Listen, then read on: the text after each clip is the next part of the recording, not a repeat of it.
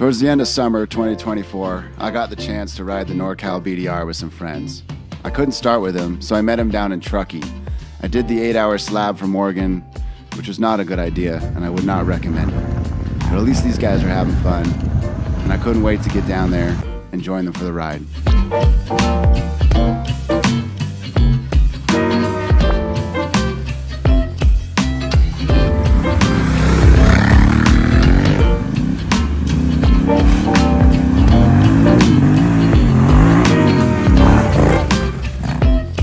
We camped just outside of town and woke up ready to hit the road. But first, we had to do a little maintenance and swap the brake pads on the rear for both T7s. And then, of course, we had to pet the pet pig, which was a first for me. But once we were done with that, we were ready to get going.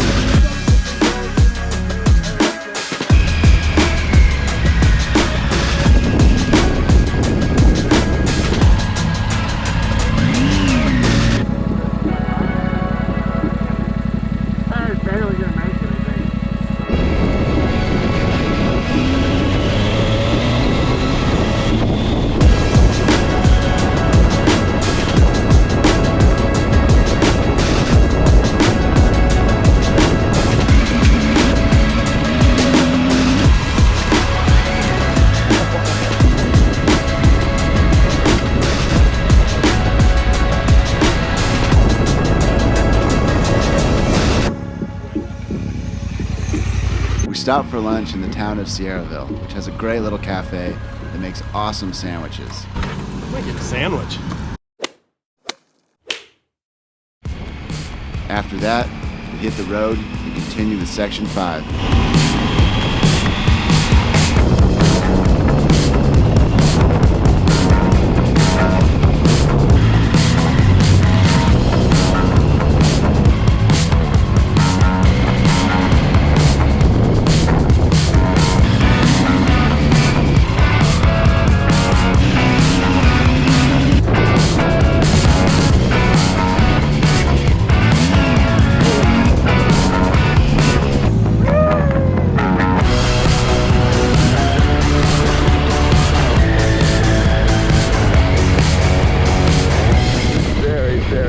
I can't believe they put a road here.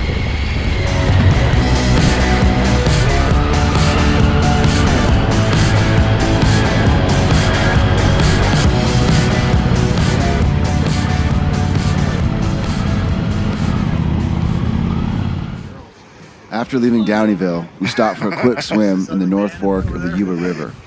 It was a really hot day, probably close to 100 degrees, so getting in that cold water felt absolutely amazing before hitting the road and continuing on.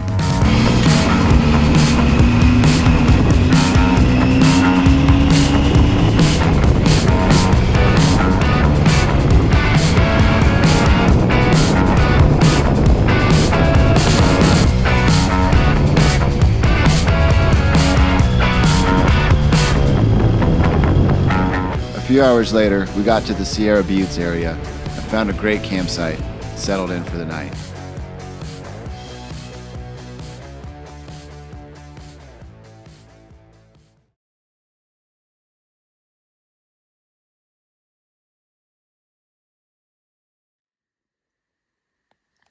We woke up the next morning ready to finish Section 5 and get started on Section 6.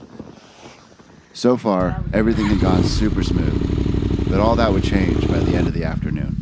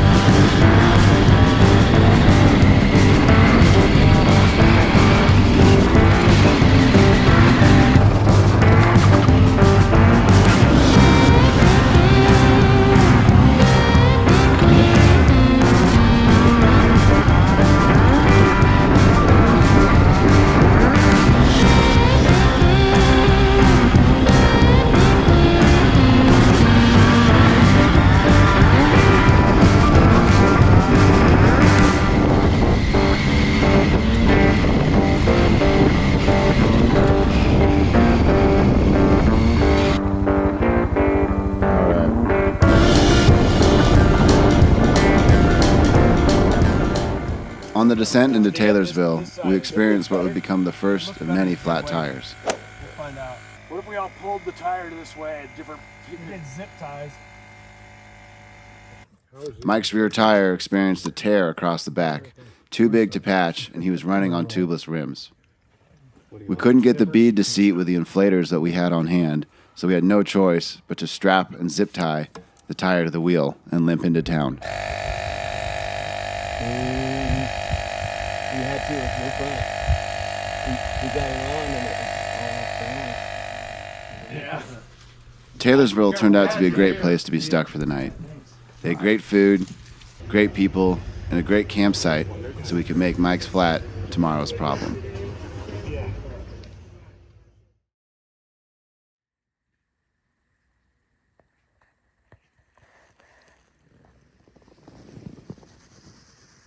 The morning's first order of business was fixing Mike's tire.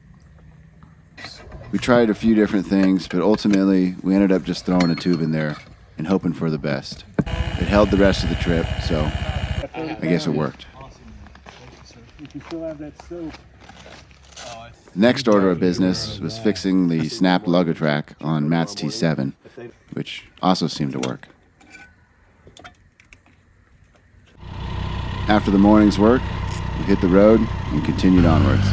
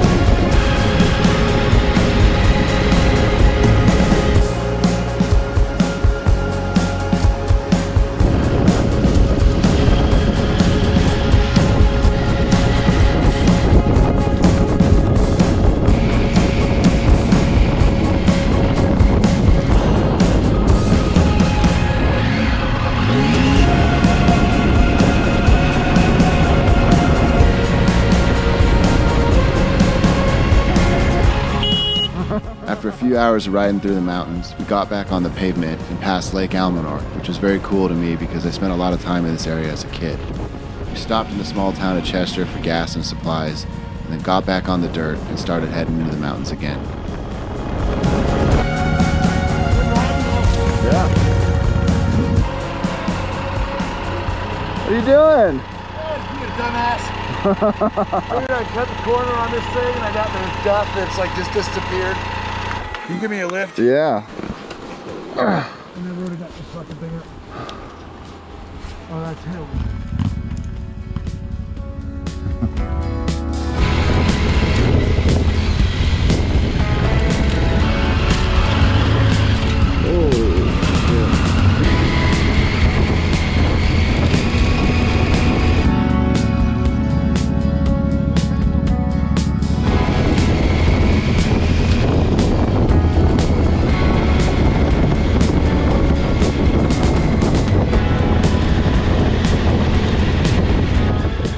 When we reached this campground, I decided to stop and check my rear tire because it was feeling a little squirrely.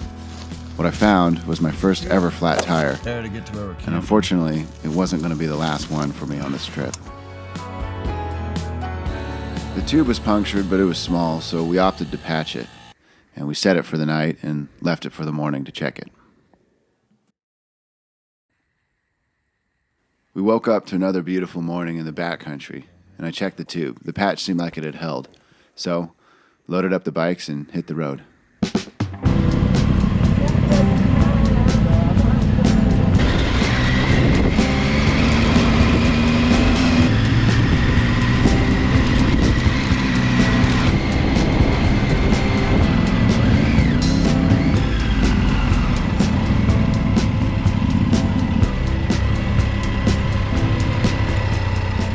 We took the detour to check out the Antelope Mountain Fire Lookout. It was worth the trip. The views are great, and the tower was staffed, so we got a little insight into what goes on up there. We took the alternate hard route down from Antelope Mountain, but I got my second flat tire. The patch failed, so we swapped it out with a different tube and kept going. The new tube only lasted about a quarter mile because I picked up an old rusty mining nail that punctured it, and I had another flat.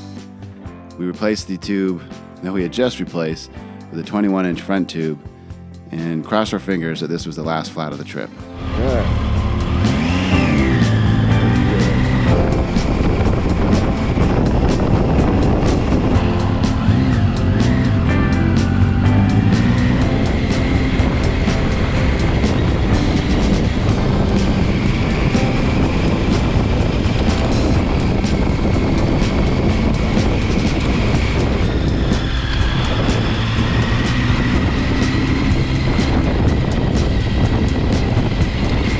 We came out of the mountains without any additional flat tires, which was a relief.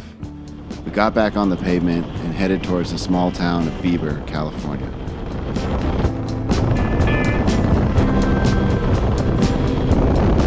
There we stopped for gas and got some supplies before getting back on the road and heading up into the mountains.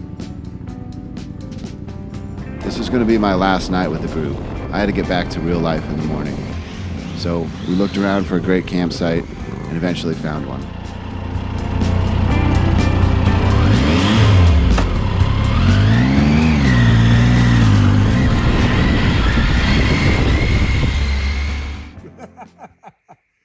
Until you get there and you find out that, oh, you know what, we can't slip you in. We have fucking 2 weeks worth of shit and we cannot slip. The next morning, I took my time enjoying the beautiful scenery of Northern California before getting ready to head home back to Oregon while the rest of the group continued the trip. As we said our goodbyes, I couldn't help but think how lucky I was to have the time I did to come out here and ride with this great group of guys all throughout Northern California. I thought the adventure was over for me, just a simple ride home on the highway, but there was one thing left in store.